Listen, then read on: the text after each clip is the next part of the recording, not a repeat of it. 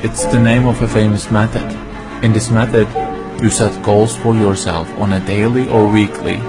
You start to put cross to the days on which you have reached your goal. You make a chain with these crosses and you don't give up. You don't break that chain. But you have a problem.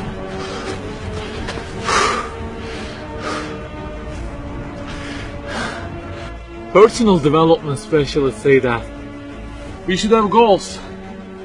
You know, they say like, don't sleep more than 6 hours, learn a language, finish a book every week, don't stop, always run, don't give up on your dream, don't break the chain.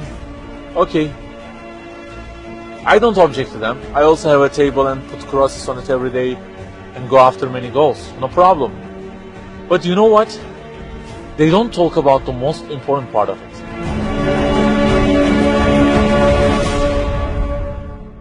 Let me give you a simple mathematical example. Try to imagine that you are adding numbers, and imagine that the numbers you have added up to this year is, for example, 35 in total, and you start from this year. For example, you will add 4 in this year, and then add 8 in next year, and it goes on. And there is an unknown time which counts down, and when it ends, you can't add any other number. Okay, you start the addition. Plus 4, plus 8, plus 7, plus 3. You add ambitiously, you keep adding and adding. Plus 6, plus 5, and okay, they say time is over. Then you realize that you have added the numbers into a giant parenthesis, and there is a zero multiplication at the end of it. It wipes out all the numbers you have added all those years, and the result becomes 0. Of course, you are disappointed. All your efforts have been wiped out by the 0. A regret arises inside of you. You say, I wish I had seen the whole picture at the beginning and realized that 0 and changed it with 1 before I started the addition. I think you got the point. Okay, guys, you may have goals for this year and afterwards. Learning a language, finishing a book every week, increasing your monthly income to $15,000, not sleeping more than 6 hours, etc. But for what? For what do we set goals exactly? Why don't we break the chain? If it is just for a more comfortable or a more respectable life, remember that all this will already be 0 with death. The death will wipe out all of them. The person who knows English will be equal with the one who doesn't know. The one who earns more will be equal with the one who earns less. The one who can reach his goals will be equal with the one who can't. So, if at the end of it, the death will 0 everything, so what is the meaning of adding more numbers with an ambition? It just increases the degree of the disappointment that you will feel. So the logical thing is seeing the whole picture at the beginning. In this life journey, which will end in an unknown time, my first job must be to prevent death from being 0. Well, can I really prevent death from being 0? I mean, since everything will leave my hands and will be lost, is there any other way that would transform them into something eternal? I mean, isn't there any kind of stamp for eternity that would impress all of the things that I possess and say, look, there is a seal on them and you can't wipe them out, okay? They will remain forever. The only one to say such a thing is the owner of the everything. And he says, كُلُّ شَيْءٍ هَالِكٌ. Everything, the languages you learn, the money you earn, the books you read, everything will be perished, إِلَّا وَجْهَهُ, except their way towards Him.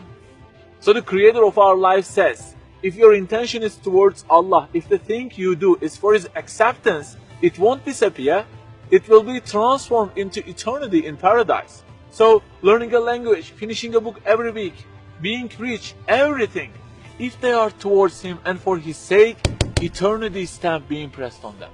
For example, in this year, I will study English for 10 minutes daily. For what? Because serving Islam in the field of English is so important, and I want to gain acceptance of my Lord with it. That 0 has turned into 1. This year, I will finish a book every week. Why?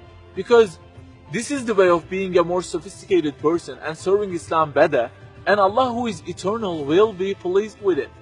Good news, that 0 has turned into 1 because now His acceptance is your intention. I aim increasing the income of my company to $150,000. For what? Because I will spend that money on spreading the message of the Quran to the whole world and the publications that would please Him. you have exterminated the zero because now your goal is towards him. We add and add like this through our lives, and they don't end with death. People who seek Allah's sake in their actions kill their death. Death cannot zero their additions. If the thing we do is for his acceptance, it is not mortal.